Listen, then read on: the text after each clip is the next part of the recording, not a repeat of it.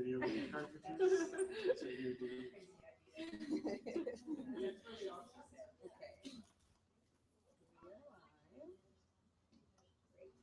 Let's test it.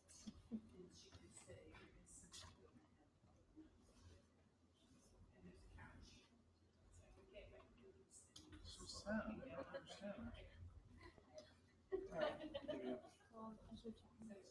It's okay. This is the second time it's ever been in the history of us having it, so I feel like it means something's happening that we should understand and we don't understand. I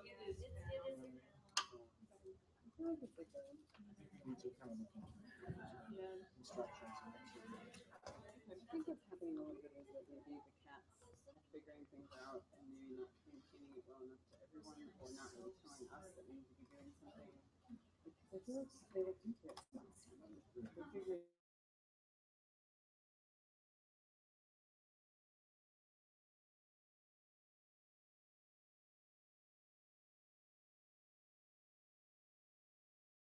Okay, so let's fix that. I forgot, and I was on the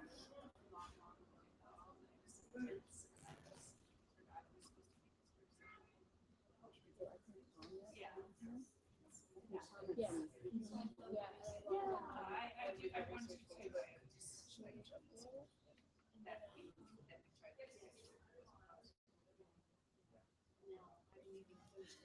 Oh, you are? But it's just getting to be holiday time. So But if you don't mind it, maybe over in the tab. Oh, my name is like the tab also. short answer. Gotcha.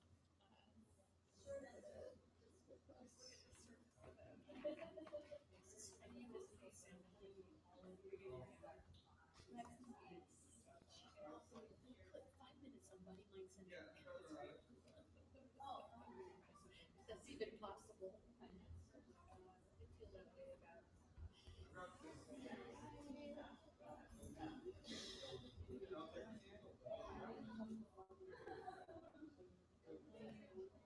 Wish that everything was smoother. It's really a space issue. I mean, but yeah, of course we can like always organize ourselves better.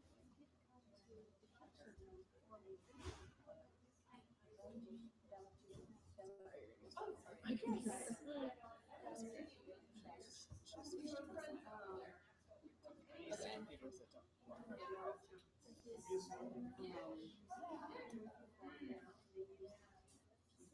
No, I just want to use one. How long ago was that? Yeah.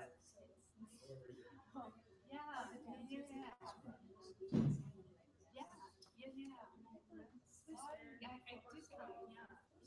Oh, it's right here. The mic, you mean? This one? Yeah. It's so that it can be pulled out this way. Okay. And it's connected to here. And Okay. it's connected to this. Should I put it on the grill? Where do you think I should put it? I can put it on the piano bench. But I do remember the piece. Yeah. Yeah, for this part.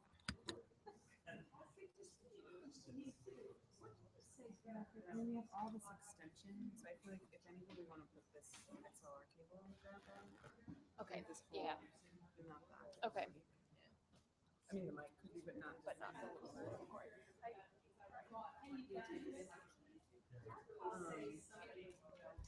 So I can put these here. What will comment? Yeah.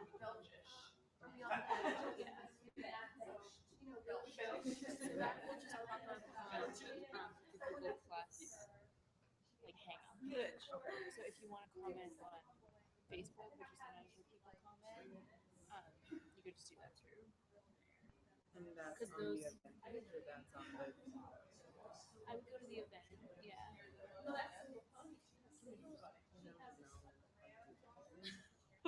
At all. Just blind leading blind. You recording people? It is.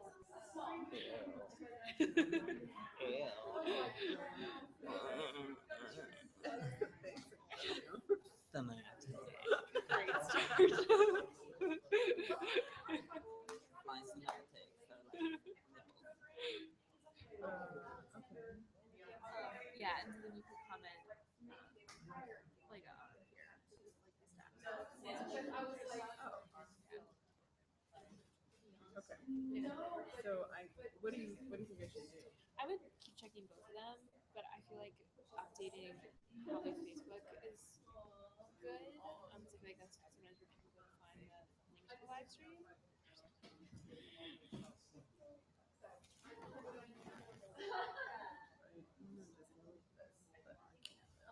okay. If you It's not. want to move this over here. It is one of the things I'm found. Yeah. Can't click, just hit the tab, right? Yeah. And then if you want to drag, you just do 3 fingers. Right.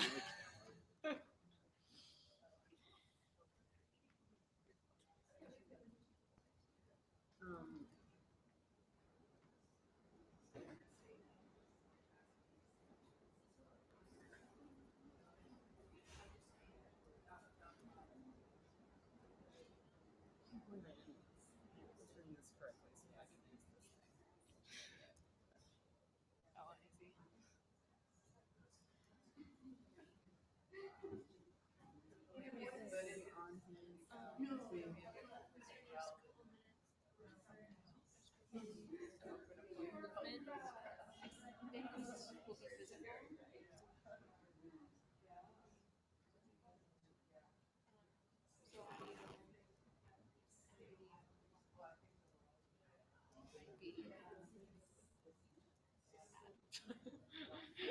Might be, yeah.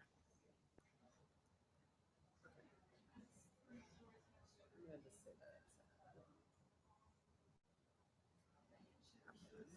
Maybe it's for your computer anyway. It's on my computer. It's just I'm not used to doing my own. On somebody else's.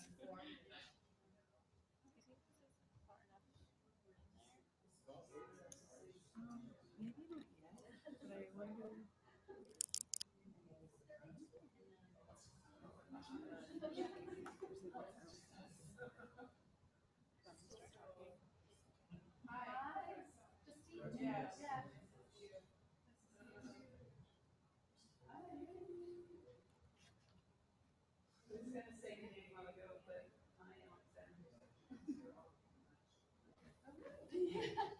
And Judith, right? I did, yes, I think it was Judith. Have a little honoring of her. Recently it was, how many years? 2008.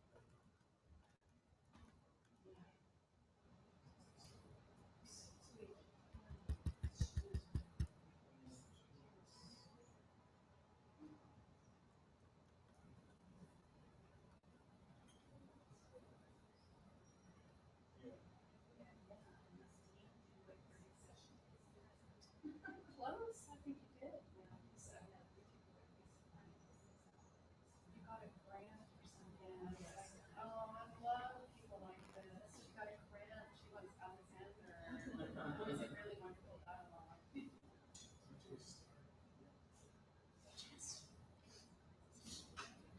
Just give it a few more minutes. I can't believe I have to enter this technology. Okay, now it's working. Needs to be larger than what we do.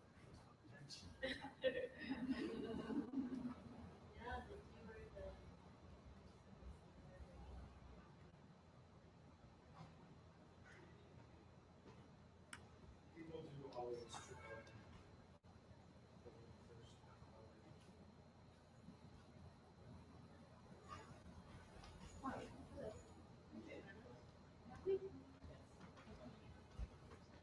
The broadcast is still working, but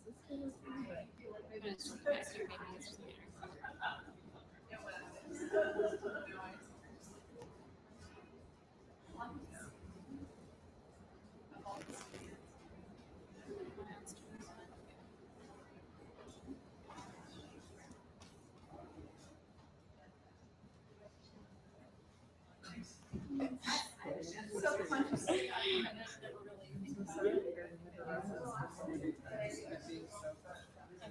Well, that's the same for you. Could you hear things?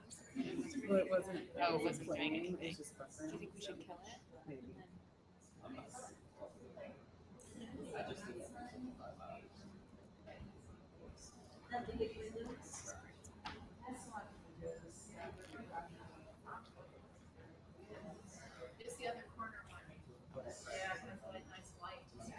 already turn your computer on? Yes. Oh, is it? My internet is just like.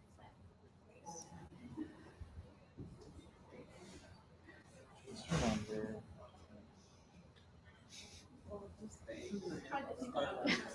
It's about, this is more important. I'm starting to feel like I don't want to do this. It's really frustrating. We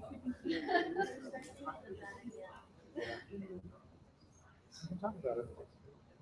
I think there would be a way to continue having some kind of like recording of it, like even a visual one. I actually think the quality would be much higher if it wasn't live. Like so then we would have.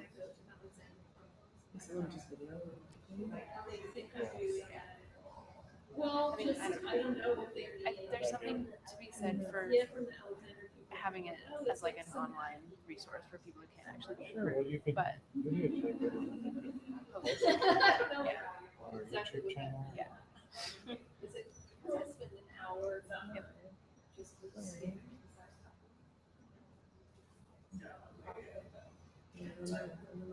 They all seem to enjoy this.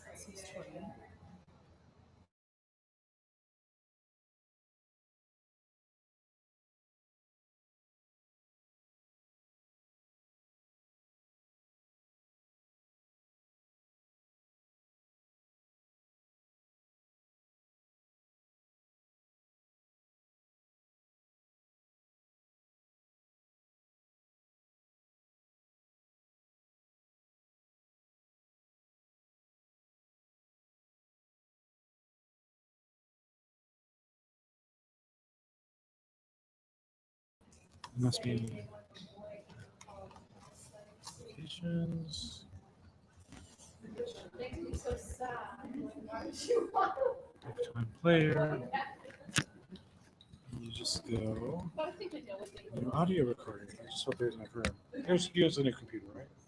Yeah.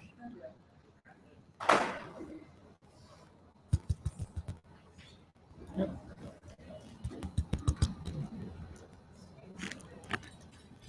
Should I start recording? Of course. Maybe that won't work either.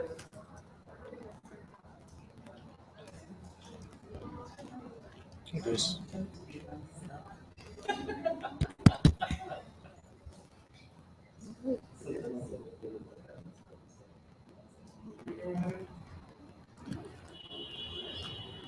Having some technical difficulties, but as I said, documentation is second to that actually. Wait a minute, if you want to look at it, I think. Okay, we'll give it one more minute. Sure.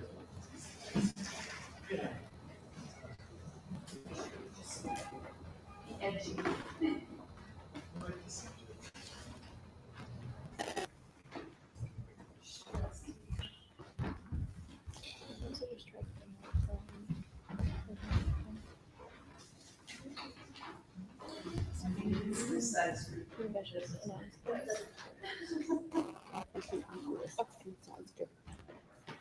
How is it going?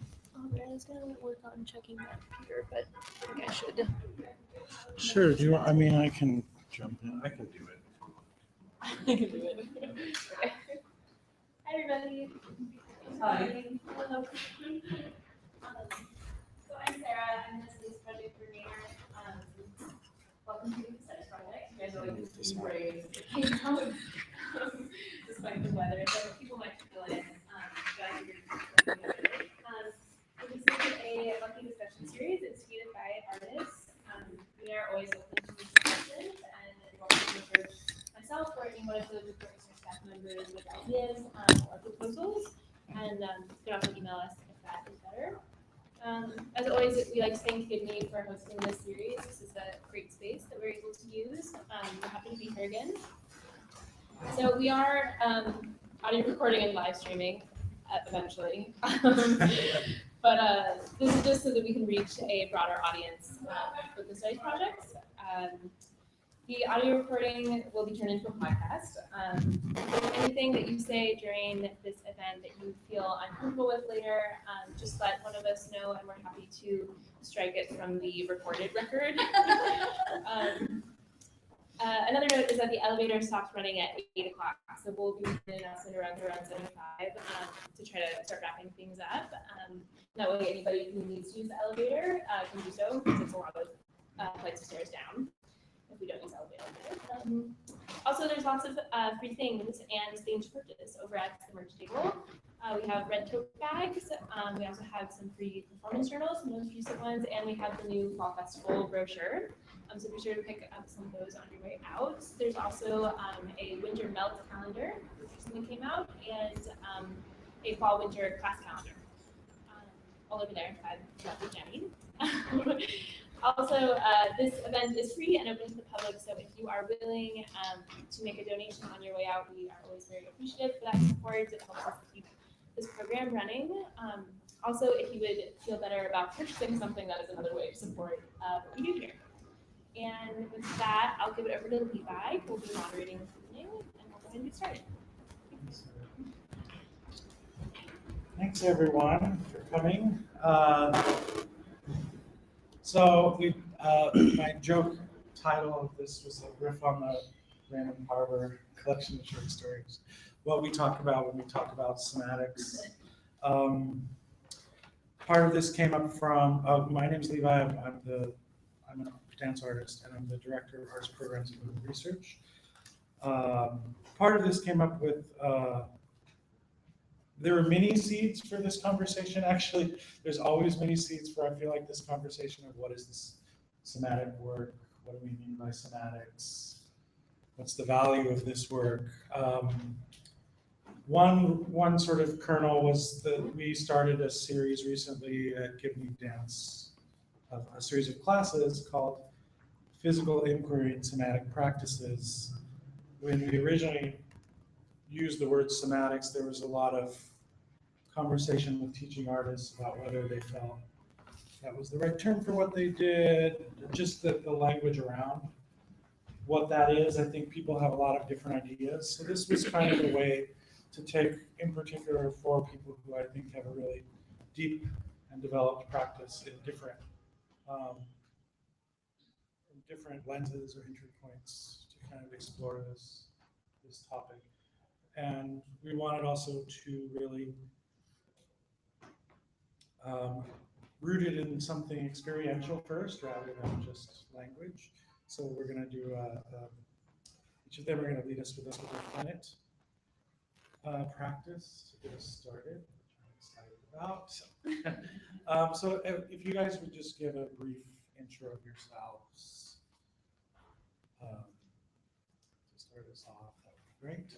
I'm Shelley Center, and I teach Alexander Technique, and Alexander Technique has informed and influenced my dancing life as a dancer, maker, teacher of both dance and Alexander Technique. I'm RoseAnne Spradlin, and I guess my identity for the longest time has been as an artist. First I was a visual artist, and then I became a dancer / choreographer, and now choreographer. And then I studied body-mind centering and practiced body-mind centering still, and also acupuncture. But tonight I'm mainly going to be talking about the body-mind centering work. I'm Antonio Ramos, and I'm a dance maker, dancer, artist, queer, whatever you might call me. And I've been studying different kinds. I'm a massage therapist, so that's where it comes from, my practice. And I've been studying a bunch of different modalities, from dessert manipulation, the Swedish massage, Watsu that is done in the water, and recently graduated with the Feldenkrais method, and that's what I'm interested in right now, and talking about my experience making dance with the practice and practicing at the same time. I'm Justine Lynch.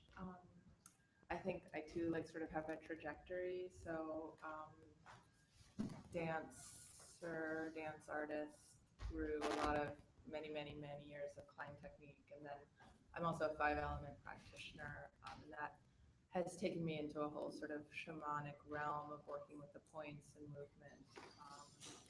And I guess then the sort of most recent thing was sort of creating something that was a very big project and then seeing it sort of go. And so I don't know exactly what I am, but glad to be here.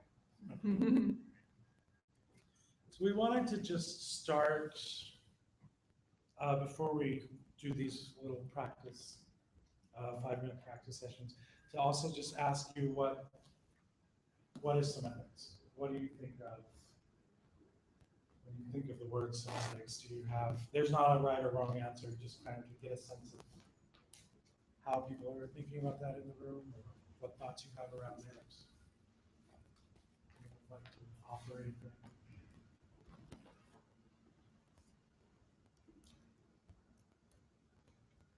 Softness came into my head, just like finding soft places. Going deeper into the instrument that we use as dancers or actors. I think of it like especially as a dancer, like an inside-out approach, as opposed to how I was trained as a child, more outside in, learning about my body from the outside in instead of the inside. The way I think about it in class is like learning what I already know, like what my body already knows, and trying to listen to that.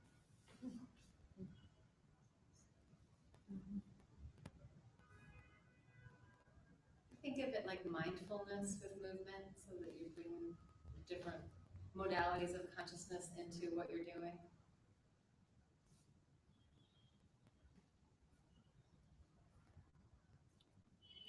I would think of it as finding various ways to channel potential, which I think is very similar to what you said. For me, that word of working with my potential is always there in all of the various practices.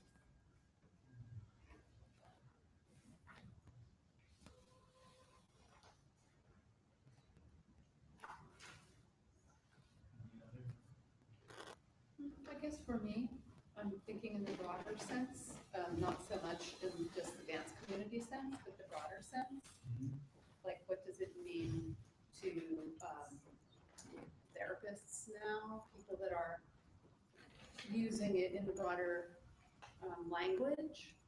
And what I get is that it means just the inclusion of bodily experience, which is prelingual. It's not necessarily about language. You can use language to talk about it, but it's some other than language. And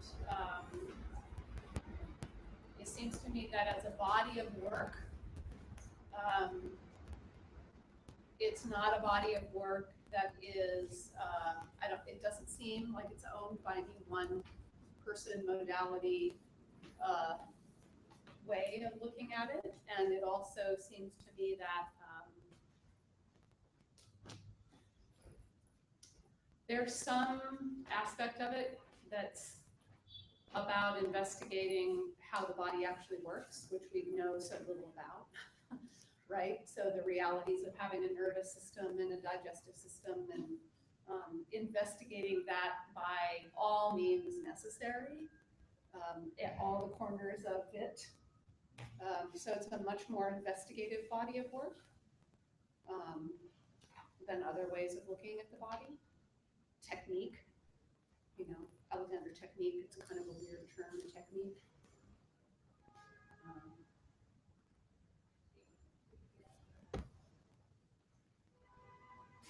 It's interesting that the idea of somatic practices. You and I had a conversation where I asked this question to a group of people, and one person said something very interesting to me. He said, somatic is something where language follows rather than leads. And and I loved that answer, but I also feel like there is an interface with language that allows us to sort of map, even if we have layers and layers and layers of different kinds of maps, our experience. So kind of as an organizing factor, whether language comes before, like I say, just notice your neck, that word neck, somebody might just pay attention to what they're, but, or language might follow after an experience. And while I was doing that, I noticed something about myself. So I'm thinking one more, it's, as a practice, there is a language interface with experience, with direct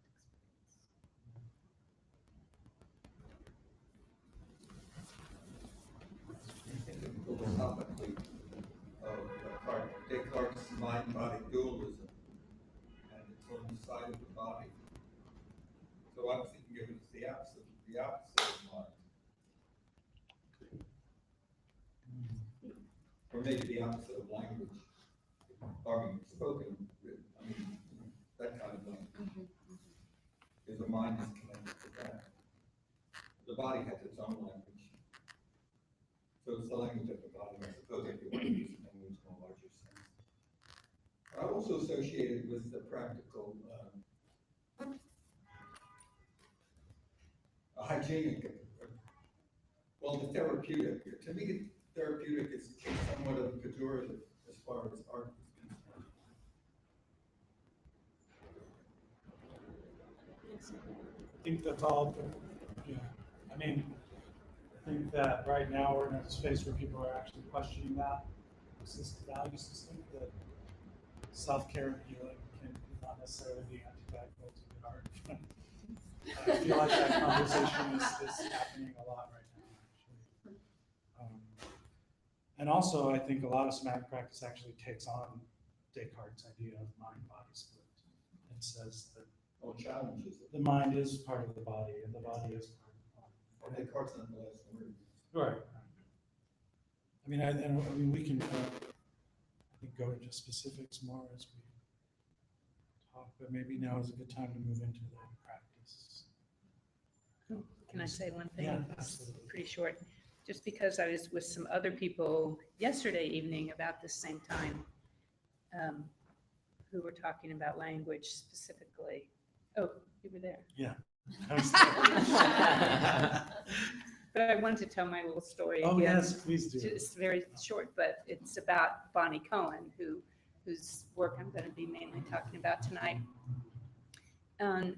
So we were talking about words and the body, and I related this story where we had been sitting in the big circle with Bonnie, and when I studied with her, there were 100 people in my class. So every day there was usually 120 people in the room, actually. But anyway, she was talking, and we had studied the heart that day, I think, a little bit, and she was talking about the heart, and I was sitting right next to her, and she said, well, lots of times if in the family there's a rift between the mother and father, it will show up in the child's heart. And right then I just felt this zit, like go right through my heart. And so after that, I turned to her after she'd finished what she was going to say, and I told her that. I said, "Ooh, when you said that, I felt this." Actually, it wasn't a big thing like I just did. It was just that it was a very clear, like a little lightning bolt or something. I said, that went right through my heart. She goes, yes, it's interesting how the cells have names. And I was just like, oh, okay. Really struck me as something kind of true, but mysterious, incredibly mysterious. Yeah. Which I think is like art, and so and the therapy thing and the cells knowing their names has to do with some principles of simplicity, efficiency, design principles. So I don't know, I'm jumping ahead, but it's interesting. Should we get floor. Who's starting? So we're gonna do 5, you're gonna I'll time you. 5 minutes each. And who's gonna start? And you want us to, I think because do we have problem hearing people here in this room? Maybe we should put all the heads towards the center. I definitely have trouble hearing. Here, I can take that side. So laying you back. And we're just going to do a quick scanning of the body. So make sure you straighten your legs, you open your arms, however you want it to open on the side. Close your eyes and just experience where you are right now at this moment. And where is your body feeling and sensing? So please feel and acknowledge what's going on within the right side and the left side of your body. And we're going to start from the right leg. And feel how the ankle is touching the floor. The structure of the ankle on the outside, maybe it's opening more on the outside than on the inside. Maybe the toes are like opening, maybe there's tension there. This is not to change anything, but just to acknowledge what's going on in the body. And go ahead and do the same thing to the left side and what's going on with the left ankle, with the left foot. Is it opening more to one side than the other? And quickly go up towards the calf, the left calf muscle, and see if there's any tension there. And behind the knee. And just make a mental note about what's going on there and go to the right side. Same thing from the ankle, through the calf, through behind the knee. And go up a little bit towards the hamstrings and notice if there's any tension there. What surfaces are touching the floor or not? Is that muscle what I call it cranky today, or it's just relaxed, feeling the gravity? And go ahead and do the same thing towards the left side and feeling the behind the knee and the hamstrings, and perhaps you can feel the bones, the femur, just resting on the floor. And go all the way up from the left side to the left buttocks. And perhaps there's one side rotating more than the right side. And just think about the legs and the arms as 4 cardinals. There's like 4 directions. And let's think about the arms as well. And the 5th cardinal, or the 5th direction, would be the spine. And just think about that. Where is that energy and where is the structure? And how does that feel and sense on the floor right now, starting from the tail and the coccyx and the sacrum and the lower spine, and going towards the thoracic and surrendering the ribs and going towards the sternum, right in the center of the chest, and spilling out through the chest on the front, and going towards the clavicle. And where are the ribs right now? How they feel on the floor? Maybe one side is more developed or contracted. And just make note of it. And keep going up towards the cervical spines and the neck and the occiput, right where the neck and the head connect. And just feel the eyes. Where are the eyes right now? Does it feel like there's pulling down towards the socket in the skull? Or they're like going from side to side? And just notice where the tongue is. And the jaw. And just feel that energy going through the body, through the arms, through the head, into the space. And just notice what the breath is. Maybe we're breathing with the chest, or we're breathing with the stomach. Just pay attention what the body is doing. And this might change at the end of whatever we're going to do here, the course of this hour and a half.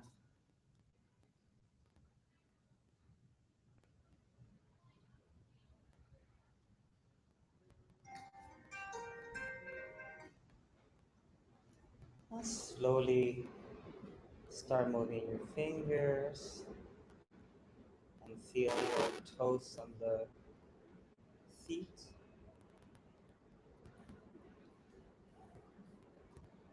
And see if you can actually move your head from side to side, so like you say no, softly, very soft. Just with the thought of it more than with the movement. So imagine that you just like move tiny, like you're a little baby and you just actually have no muscle tone and you're gonna try to move your head. And then you move a little bit and you get frustrated and then you cry.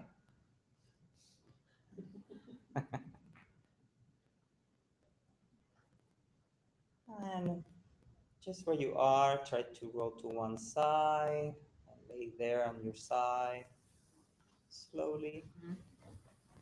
No effort. This is just a briefly thing that you can do when you're in the computer for too long and you need to get back in your body. Very simple. Where you are today. And slowly start sitting up.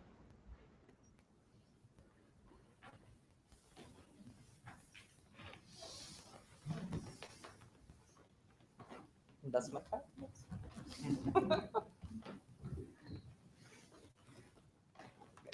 Okay. Need somebody else to time. And she was the model again. Oh, yes. So let's you and me be on the outer layer, just so we're not blocking anybody. And maybe I don't know on my computer now. Okay. But everybody, get yourself a partner. Just partner up with somebody right next to you. And if there's an extra person, they'll do stuff.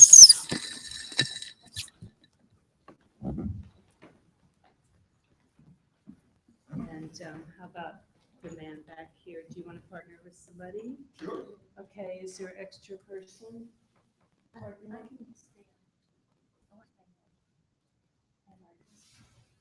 Somebody?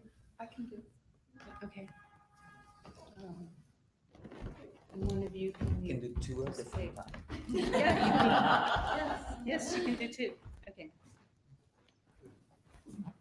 So I'm just going to lead you through a really simple piece from Bonnie's work, Bonnie Cohen, the developer of the body mind centering work, that has to do with how the body sides recognize themselves, and specifically working a little bit with the brain and the lungs.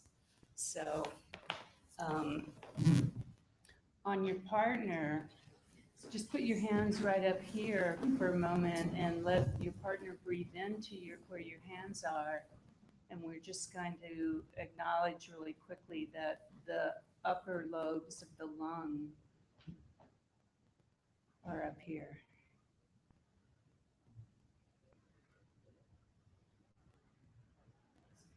And then this is like the speedy version. Slide down a bit until you can feel the spine, the scapula, and then just go right below that. And you could even, if the person doesn't mind, you could even put your hand here on the side just to indicate the level of the middle lobes of the lungs. And the person receiving, you obviously can just breathe into that, and that's all you have to do. And then the lower lobes are pretty interesting because they extend pretty far down in the back and actually all the way up to almost the level of that spine of the scapula. So in the back, you really have that big lower lobe of the lung.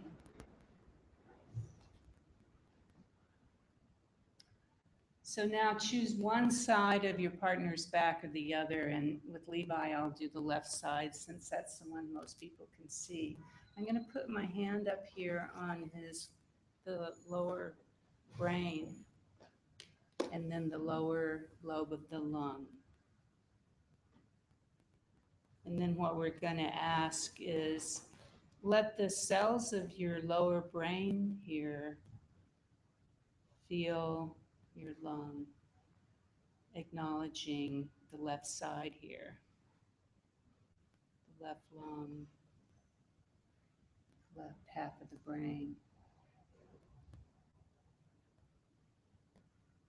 And partly Bonnie was working on this to get people out of the planning mode of the forward part of the brain and to get more into the sensory, how the left side of the brain takes in the left side of the body.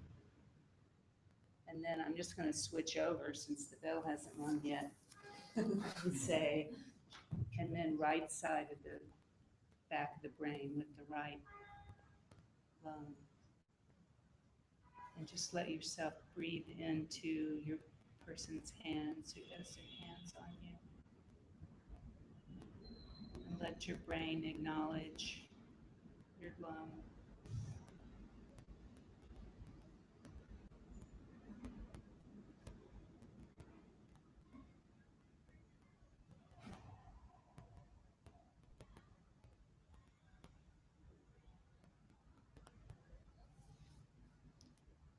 And I'm realizing now only one side of the partnering is getting anything. So let's just take just quickly switch.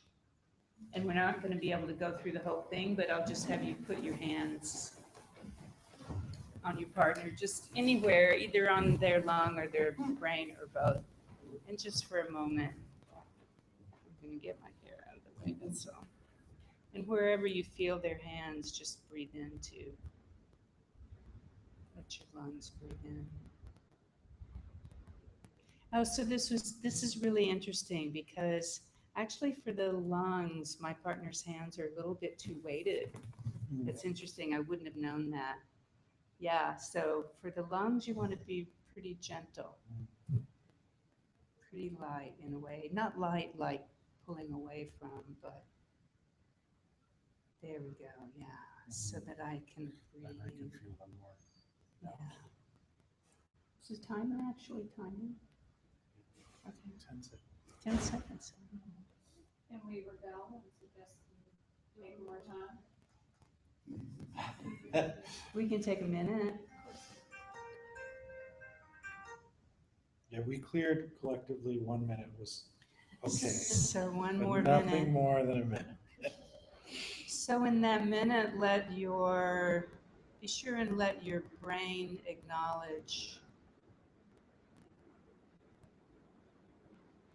the same side of the body. So the sidedness was part of it for Bonnie when she first was doing this, because it was about realizing that the body senses itself in a sided manner. Right half of the brain sensing the right side of the body. Left half of the brain sensing the left half of the body. And then, of course, when you're perceiving yourself in some other way, your brain will cross over. But here you're not crossing. And just let your lungs and your brain both feel their lightness and their fluidity.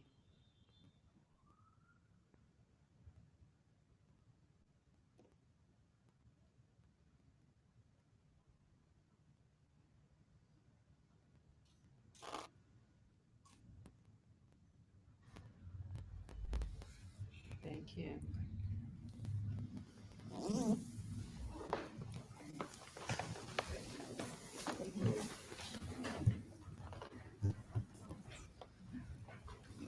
Now, if I were Bonnie, I'd say, and the mind of the room has changed. The mind of the room has changed.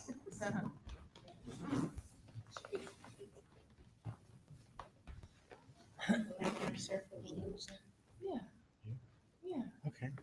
So everyone can find their way to the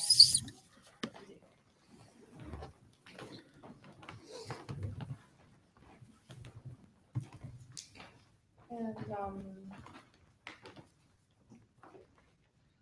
so the first, I'm taking in a way we're gonna work with an acupuncture point and wake the acupuncture point up in our body at the level of the point, and then at the level of the meridian through movement, and then ideally allowing the point to become integrated into our whole body in 5 minutes.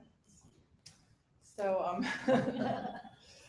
so the first thing I'd like you to do is just find the soft place between the thumb and the forefinger. This is a point that many people know about, and I'm just presupposing that we all agree there's an energy body here. So just sort of starting at that level. And just without really, don't pound into there. It's a point that is, will wake up with you just putting your thumb or your finger at the point, and you can wake up both sides. And taking a moment here just to get in touch with what we would call your energy body. So a very specific place on your energy body that you may or may not have practice in connecting to. Just find the place where you might direct your mind into the energy body. You're welcome to close your eyes or open them at this point. But just waking up through your mind's eye, through your attention,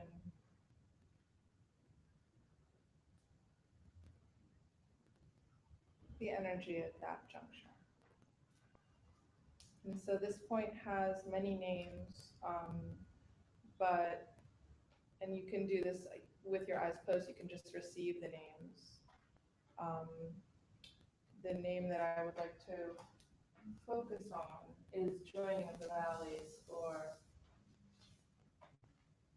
the Valley of Union. And these points on the body actually, through pictures, hold a microcosm of an entire movement. And so when we look at the word joining or union, we're looking at the harmony of voices speaking together to join in this valley, in this place where there's a dip in your energy. And I'd like you to actually trace the meridian. So we can start, these points here are sort of, in a way, they're cosmic or related to something outside the meridian. So we can start here and run up through. You can just follow me with your eyes open. The outside of the arm, up over the front of the shoulder, up the side of the neck. Just waking it up. It doesn't have to be anything magical or magnificent. Around your mouth and to the side of your nose here. And then it actually, through a deep pathway, goes to the stomach meridian. So this is the colon or large intestine meridian. And we're just waking it up and it around all the way up to this first point on the stomach meridian. And then just do the other side. So you're just waking up a pathway by bringing your awareness up the side of the neck, around the mouth, to the side of the nose, and then up to your eye. So now we're going to come back and through movement, bringing your thumb and your forefinger together. You can take a moment to close your eyes and just feel a sense of a loop through that point, the valley of union, moving all the way through the arms, the neck, the face. And when it feels like it's reaching through your face, you might open your eyes and just open that place between your thumb and forefinger, letting go into space. And then finding movement of that meridian through, and this is really self-directed movement, but finding how that meridian might move through that point.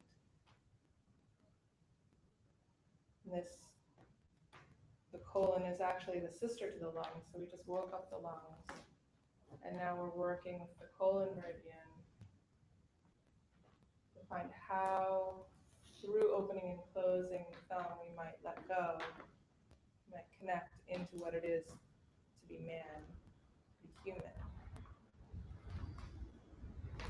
And extending that exploration out all the way to a place between heaven and earth, between that which is way above this building and that which is far below the ground.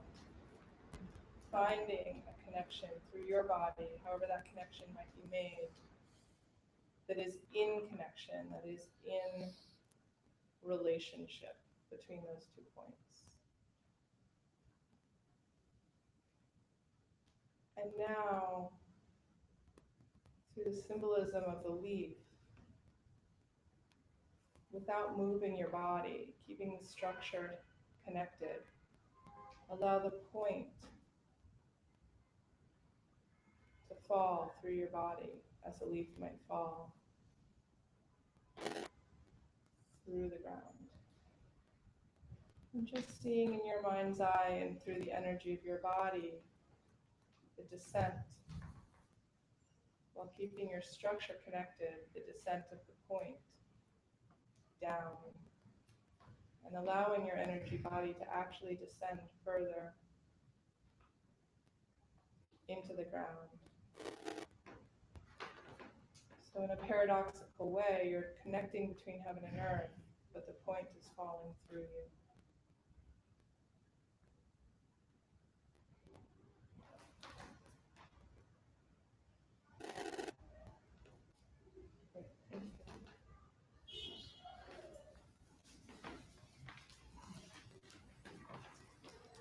Let's take a little walk around the room.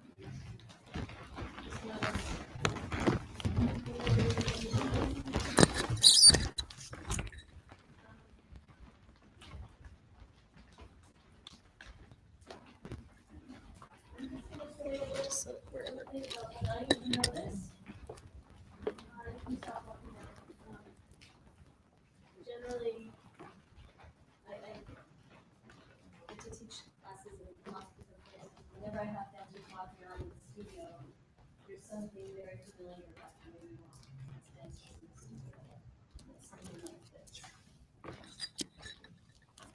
Does this look familiar?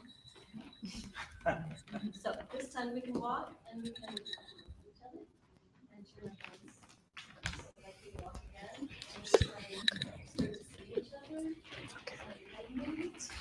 And you can notice eyelashes on other people and freckles and nostrils and lips. Yeah. Does it feel different in your mouth this time of week than a second ago? So you can start walking back. So I know that seems kind of obvious, but there is just a little collective. You can say the word habit, it's not a negative word, but it's something that I've noticed through years of teaching all over the world in different cultures. And when again, that interface with language, just letting the heads, letting you be in relationship to other people in the room, so that the somatic thing isn't just a vacuum in, but also includes space out. So, let's just, now that I've said that, with the looking out and seeing space, and then you stand again, and just close your eyes. And just notice whatever it is that you notice. So just your own subjective experience, you're not supposed to notice something specific, just notice whatever it is that you notice. As you make contact with the floor on a very tiny piece of skin, just the bottoms of the feet, touching something solid, nothing else is making contact. And now I am going to get specific. Notice how still you are. And if you are 100% still, or if you're really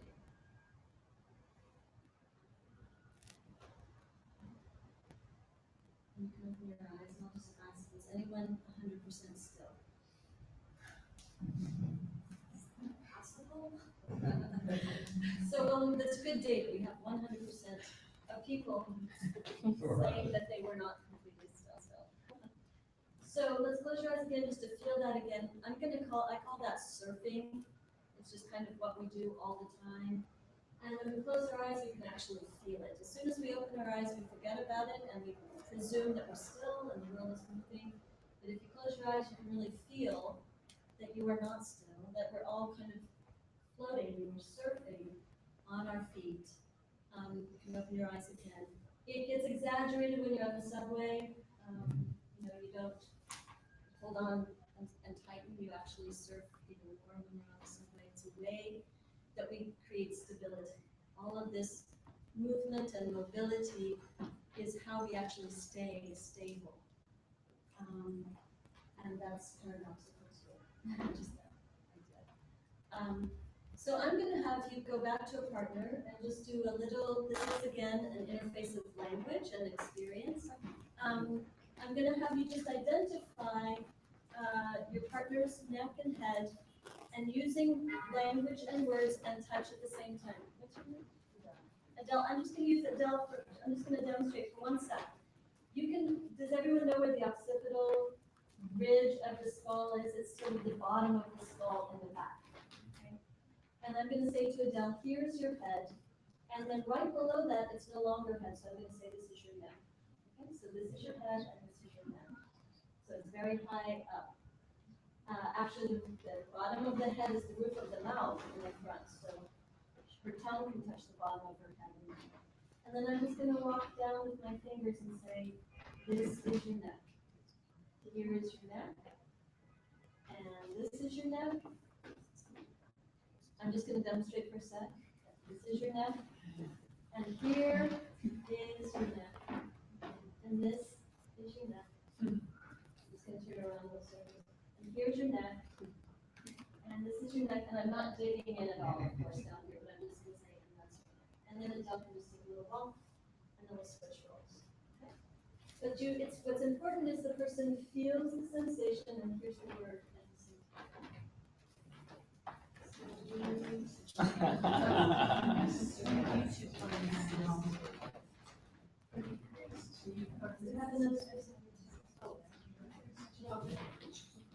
So you want to be able to really hear the words. You're not giving a massage or anything. You're just identifying the neck.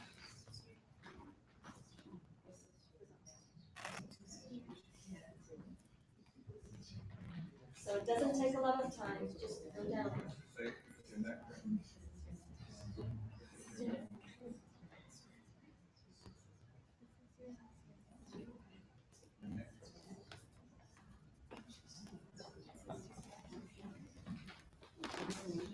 You're going to switch roles. Remember, your head can move a little, way above that neck. And there's your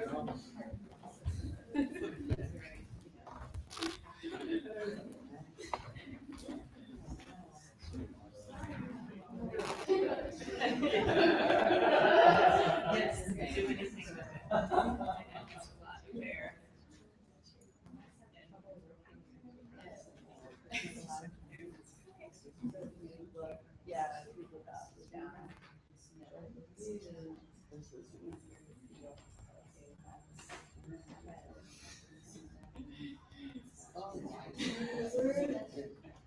Walk down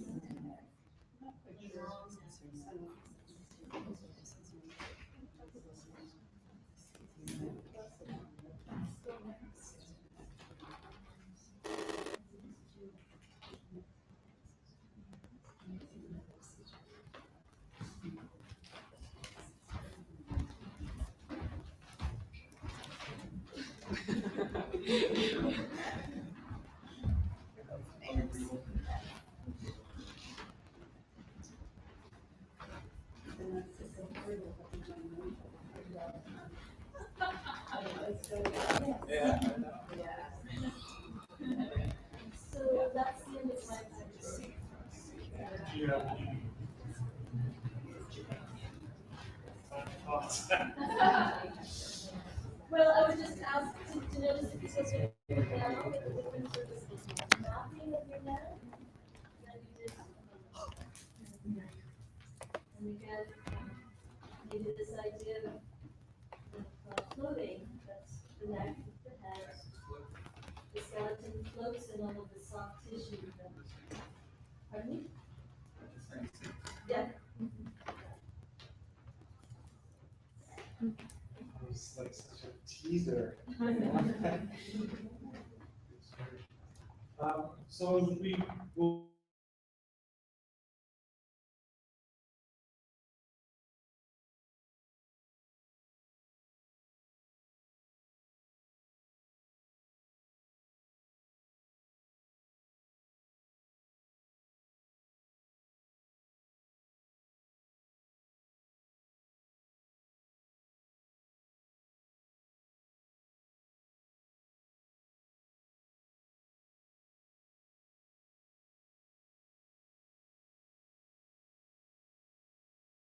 Circle as well.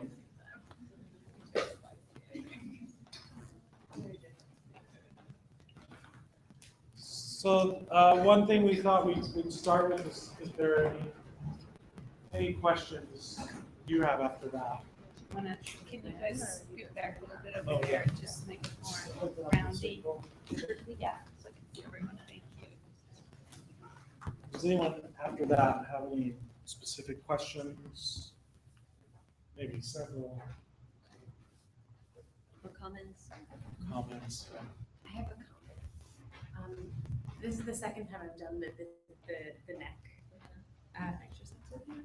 But this time it was so nice to have that walking exercise, because after I was told that my neck is down my spine, it really made me feel like my whole body had a vision, my eye, my head kept dropping too, which was nice to think, oh, my whole body's seeing.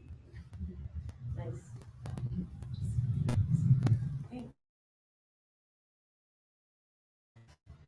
And I would just say that while that was saying a specific word, a very specific language, we could say that we're sort of imposing a language upon a sensation.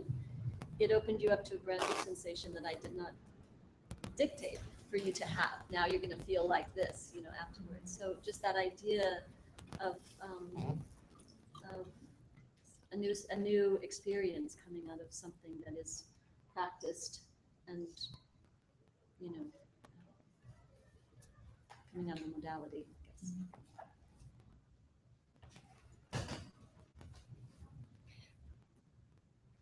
I would love to hear the four of you talk about, these presentations went from language to sensation for us. It seems, I'm curious to know the responsibility of the brain. Does that make sense? I'm thinking a lot about the MC work, where there's tremendous amount of information about the body that's in our brains. How each of you as practitioners balance the experiential with the tremendous, there's work that we have to do as thinkers to access the information you gave us today. But within each of your personal area of expertise, if you could talk amongst yourself about that balance between language and the sensation. Does that make sense? I can say something and I'll try to be fairly brief so that we can go around as many times as we want and other people can talk too. But in Bonnie's work, the body mind centering work, one thing that was said a lot is the brain is the last to know. The brain is what? The brain is the last to know. So it's a point of view, a philosophy really of that particular work, that the brain is informed by the cells.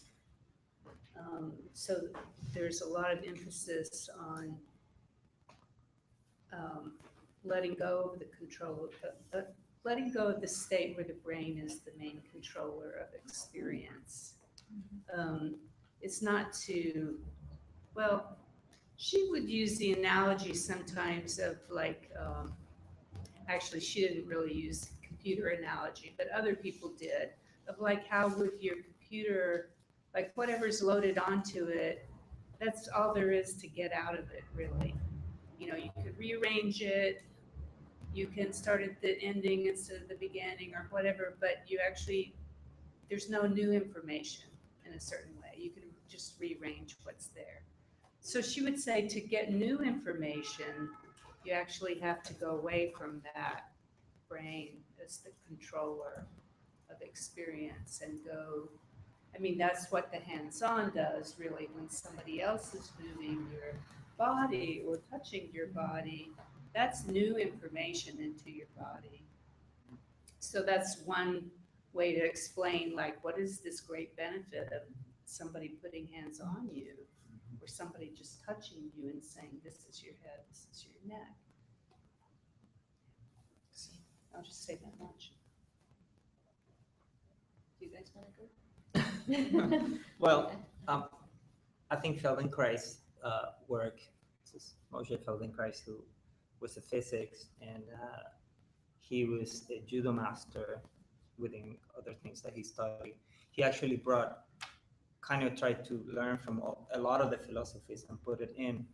And he actually the work itself is more with the nervous system and the brain. So it's a little bit different from BMC. And he took it from, in the learning process, there's so much input that we get. And he also looked at society and how we are developing an environment. And he tried to quiet down the impulses that we learned from before.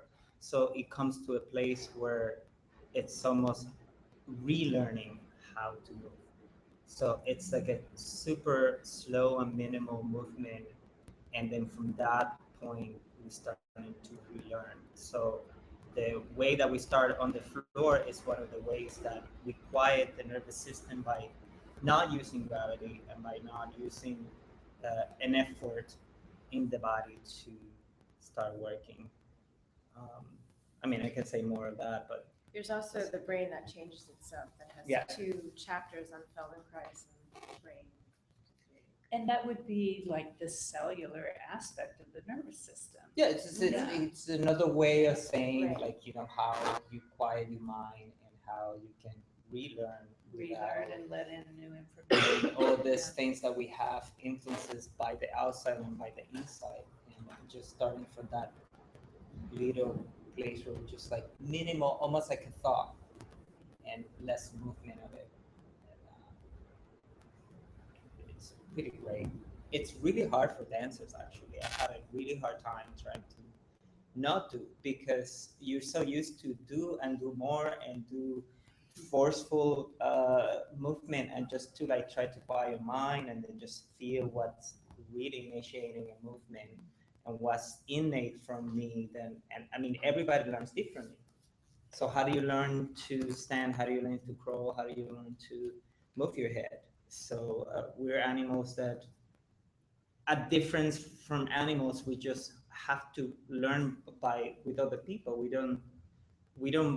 We're not born learning. We're not born like an animal that just like give birth and then just walking, really fast. pass. We have a period of time that we develop to become somebody. And I think if we're not in a society, we're not humans in a way.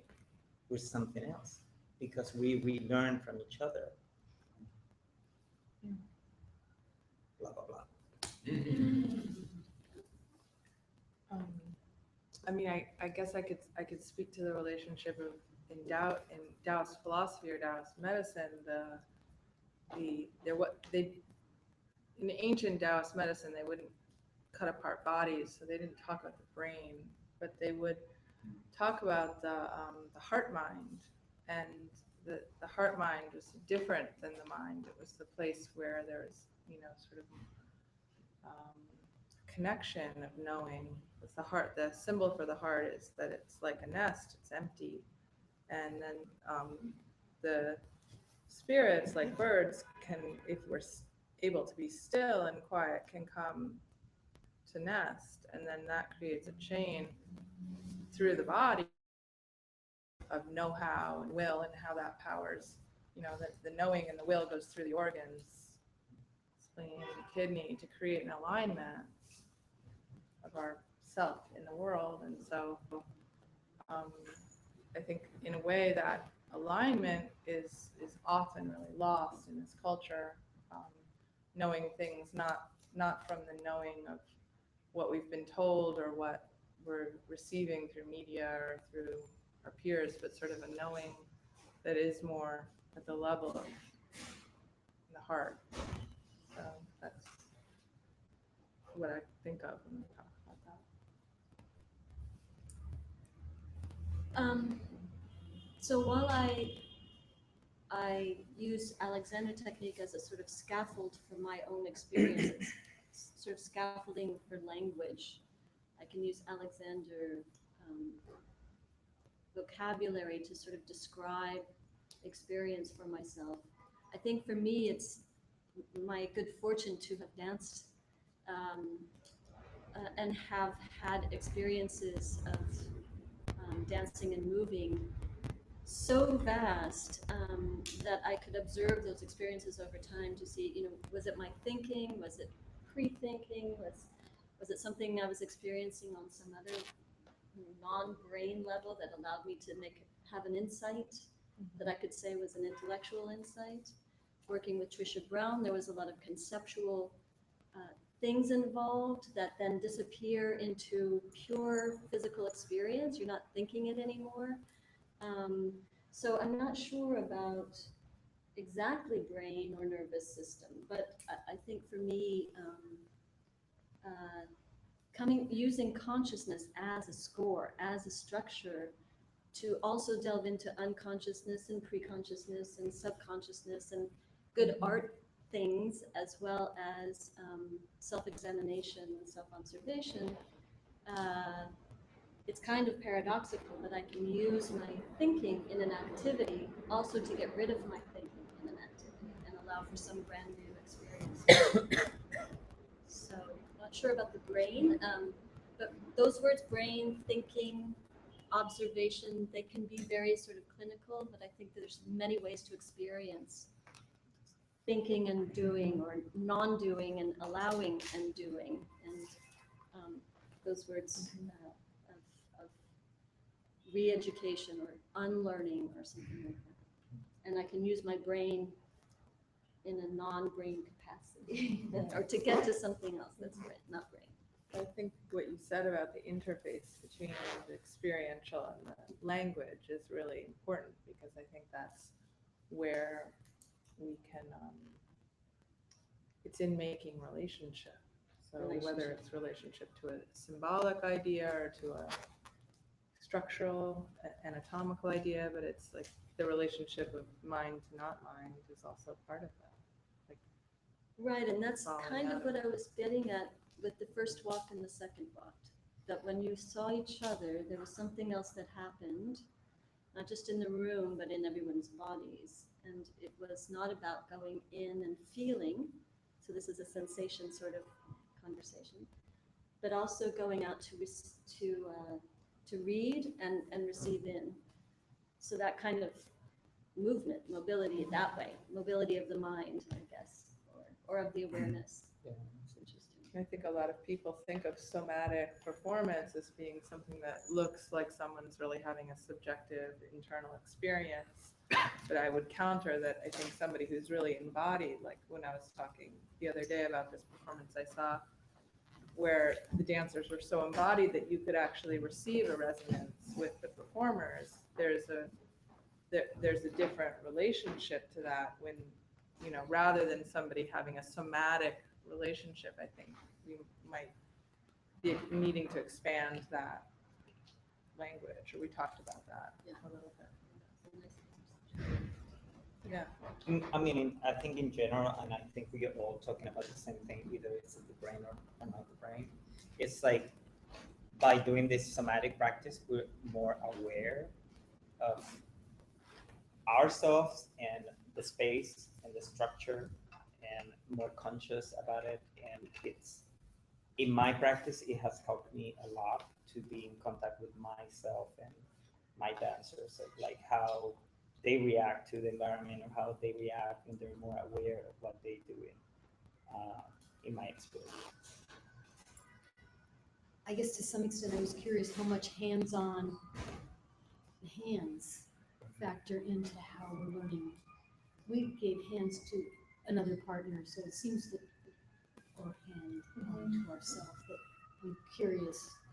It seems that the hands are important in all of these. In body mind centering, you mainly are learning through hands-on work, and then of course a lot of, at least when I was, you know, the work changes over time. So I'll just say in the era that I studied, which has been about, I don't know how long now. I started in 1986, so however long that's been.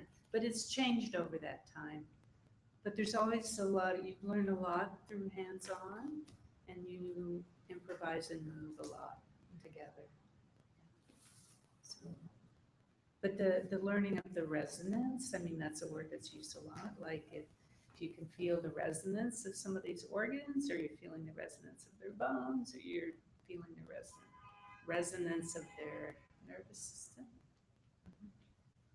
sensory nerves, motor nerves. I mean, the kind of downside of body mind centering, if there is one, is that it's so complex that you can get lost in the complexity and never come back out. Like if you're a dancer who decided to study it because you want to have more access to yourself as a dancer, like sometimes it's hard to go in there and stay a while and come back out, and because it's so easy just to keep staying in it because it's very complex and rich, and you know, it captures you. What does that mean, come back out for you? Well, in the most simple way, just to, I was using just, I meant to come back to dancing. That's what I meant. I see what you mean. I mean, because it reminds me a little bit of the exercise in the internal and looking out, but I wanted to be sure that I was thinking the same. Yeah, I mean, you know, could mean different things on different levels, but I just meant specifically when you go into the study of something, where you can be almost like a monk, you know, when you're studying a certain thing for a long period of time. You go into a place and then you can stay in the school forever, or you can come back out of school. So go in and out. But I do work, I am interested in sort of in a single person when they're in sort of what you were just talking about, watching, expecting a somatic performance to be someone really being involved in their subjective experience. And I think that, again, just like the walking around, I've witnessed, you know, a very familiar response. Familiar because I do it too. You know, if I ask you to notice your sit bones on the floor and the contact of your sit bones on the floor, or your armpits and how they're doming up and releasing down, a lot of people just immediately sort of go in to feel that, and that's completely natural. but it's been really interesting to play that with dancing. Can I be noticing all of that and not vacate the rest of the ensemble or vacate the rest of the room? So for me, it is a kind of out and in simultaneously sort of coordination. It's very sophisticated, but it is a coordination that I think takes practice and awareness of when we're sort of doing that, and then when we come back out to. Do you think that one needs to spend much time first, and we've talked about time a little bit as a precursor to this, but much time first on the inner before they can make that bridge of holding the external and the internal? Or, I mean, do you think that that happens from the beginning, making that bridge if somebody's entering a practice? Or do you think it's more of a first you go deep in and then can start to come out?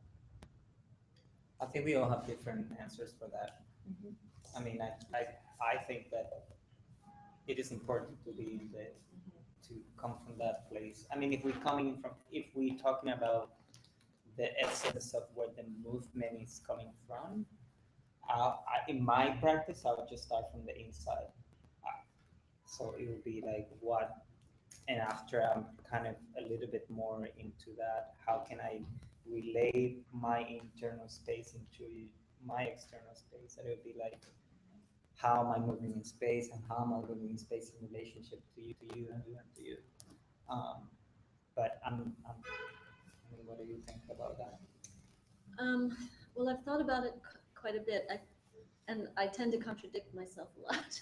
So I feel like on one hand, this is true, and on the other hand, this is also true. I do think it's important as a solo body to spend time with yourself. I just feel like it's important to know thyself first, you know. And so, and that's one of the first principles of Alexander technique. It's self-observation. What am I doing? What do I do? How am I organizing myself? When I move my arm, what am I doing with my neck? Could I become aware of what my neck is doing when my arm moves? You know, that sort of thing. Very much kind of detailed and taking time to be on my own.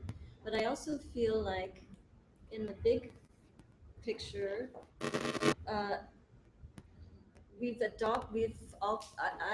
have adopted a kind of linear learning. Like first I have to do this, and then you do that, and then you do this.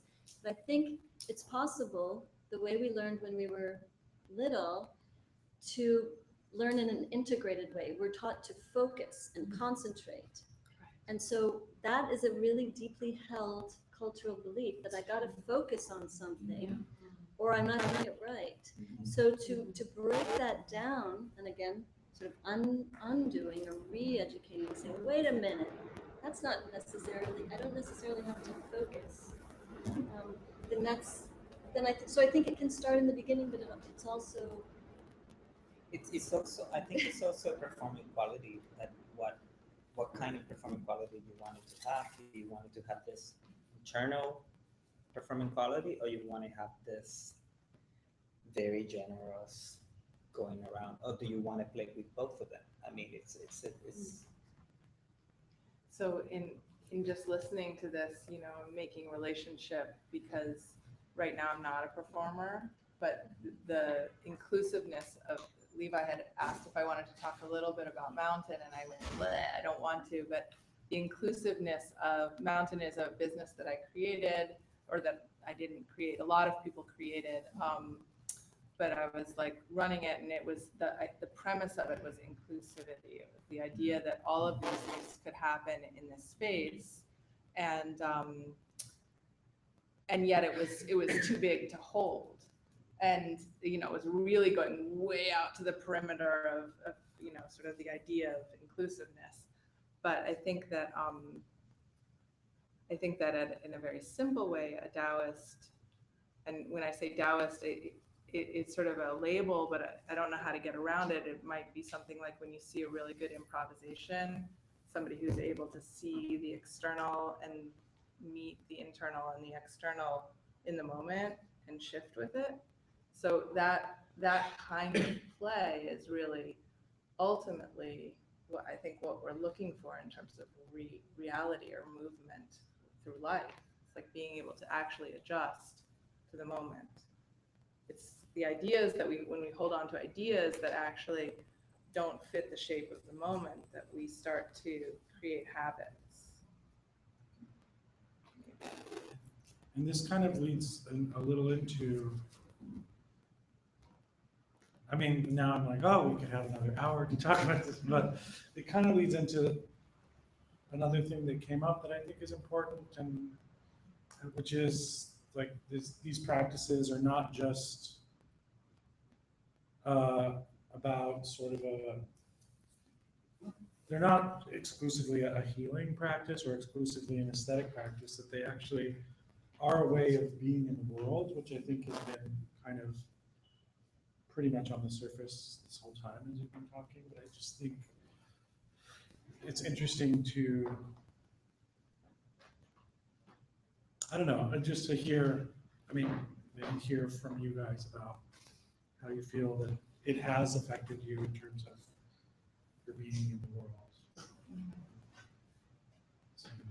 I mean, I could just say when I first started studying body-mind centering, and I had done a little bit before then, which was the Laban work, actually. So when I first started studying body-mind centering, I just couldn't dance during those summer. It was like 6 or 7 weeks at a time. And even that training was 4 years, 6 or 7 weeks in the summer for 4 years, and then you did things in between. That was just like the first level of it. But when I was there in the training, I remember I didn't even want to do an arts circle, you know. I didn't want to do anything that felt like dance because I felt like I couldn't be in the two different things at once. So there was a need to let go of a lot in order to transform or whatever. Not that I transformed, but there was a need to let go. And I think most people's experience was that, but maybe not every single person. There were a lot of dancers in that group. And the work has always attracted a lot of dancers. I don't know, letting go, and I mean, I definitely wanted it to be about everything that it could be, you know, about who I was in the world and what the world is. And, you know, when you say mountain, I don't know that much about mountain, but I know just a little bit. It seems like it succeeded in what it wanted to be, but maybe the world just isn't ready for that business model, you know, right now in that place. So, Could you tell us a little bit about mountain? Okay. Just light. My greatest failure. I was telling RoseAnne, I think it was, she just had a dance called Ghost Crown, and I think it was my ghost crown.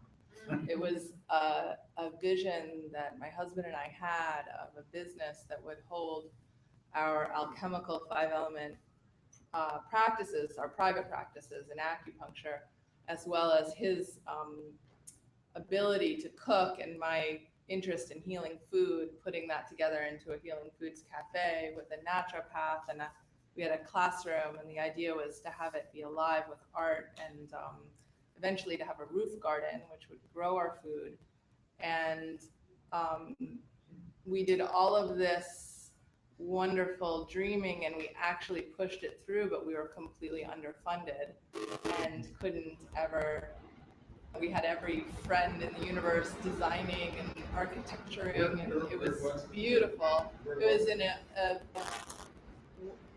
it was in Crown Heights on a street where basically most of the people could probably not even afford to buy a cup of coffee, you know, and we had, you know, the most exquisite coffee from San Francisco that was, you know, so it was a little bit of a mismatch location wise because the rent was right. You know, it was one of those big failures, you know, it was just lovely and beautiful and completely stressful for me. But it's the greatest thing about it, and I won't talk about it anymore because I don't think it's actually that relevant to somatics, but the greatest thing about it was that I really realized what's important in life, and it's really simple. It's really just simple. Like big ideas that are stressful and hard. But that's You know, not a failure. it was not a failure. I actually gained, I'm an idea person who just got it like, let go, you know, let it go. But even the intention, that intention of integration, I feel like is something that a lot of this work is speaking about, right? Like that you can, it's not the goal. There's not a goal or an image that you're supposed to look like, right? It's like a path of how to process your experience, strategies or ways of processing your experience. Yeah, I mean, I think people who maybe have come into the dance scene here in New York in the last 10 or 15 years, or even 5 years ago, or whatever, maybe don't know how rigid it used to be, you know, because it really was, I mean, at least that was my experience. And there was a lot of resistance to somatics for a long time. Like, you know, if you happen to be caught lying on the floor doing a thigh lift or something, you might know that. You might be banned from ballet class. But yeah, there just wasn't there wasn't a love of it that there is now. There wasn't an acceptance of it that there is now. And I think for me, it's like going to Feldenkrais is to learn how to be more compassionate with myself and others. Yeah. And to watch him working on people, on quadriplegic, on kids, on people who, I mean, he always saw the potential of people, and it's something that sometimes we forget about it because we're so egocentric in our dancing, and just to see that he was like treating everybody as a human being who has like 100%, you know, potential walking, like somebody who's in a wheelchair who can somehow can be helped by his, you know, teaching and awareness. I think that was the greatest thing for me, and I still learning. I mean, I'm kind of new in it, so it's amazing to see in other people, in other dancing, and regular people that you like. There's always potential there. There's, you know, they're walking like this or like that, and maybe that's what we consider the right posture, but it's functioning for them. So it's this, you know, there's potential there.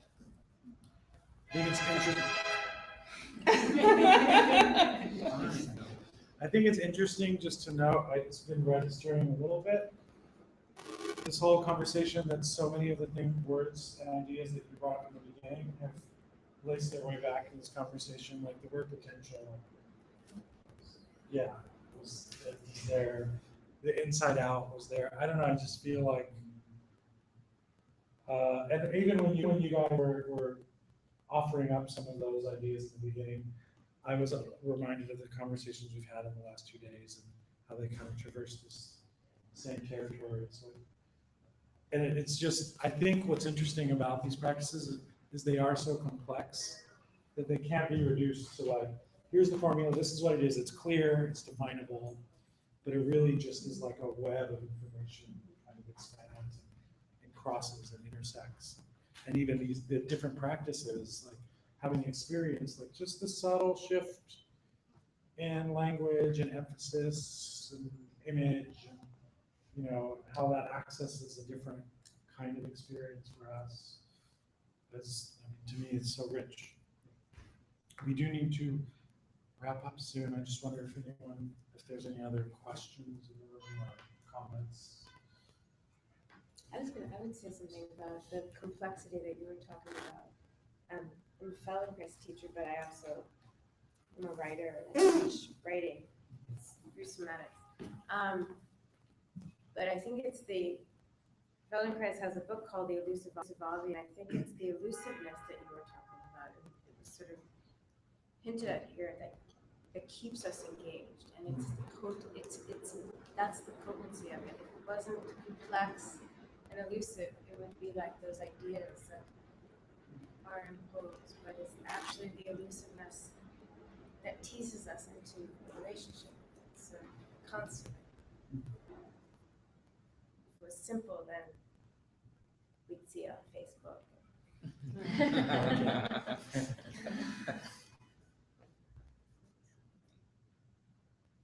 Well, and because that's why we call it a practice. I mean, that's another word people have been talking about a lot, like what does a practice mean? But practice means something that you keep doing. It's not like you get it and then that's it. But because it is elusive, you keep practicing moving toward it or moving with it. There's a French poet who calls it the lointain intérieur, the far off interior.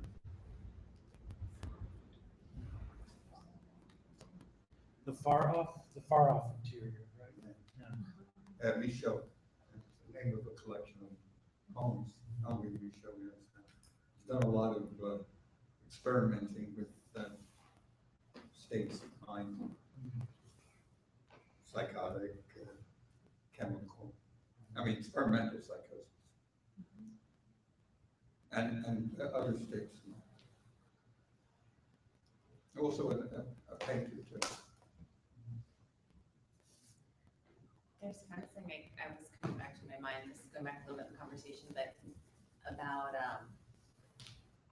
how this exists in the world mixed with the kind of performance aspect, since we kind of delved into that a little bit of why somatics or what is somatics as performance, because it seems so present to that discussion right now, and definitely a little unknown, like what are we searching for, but since I've had the pleasure of working with a couple of you a lot in that role, I think something I'm starting to realize it's time for me. It goes back to that hands-on, that there is a way of using it in performance that is very much hands-on work with the audience. So I'm not touching them, that like, that like if I'm moving in my ligaments and I'm being open and aware.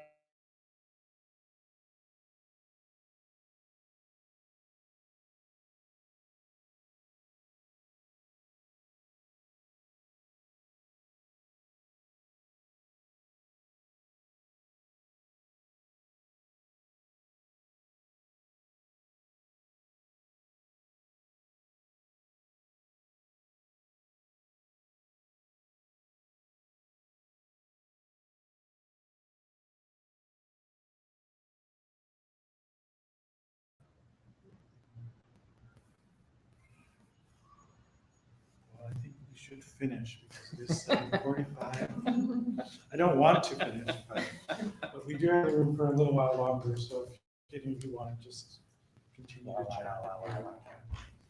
Thank you all so much, and thank you.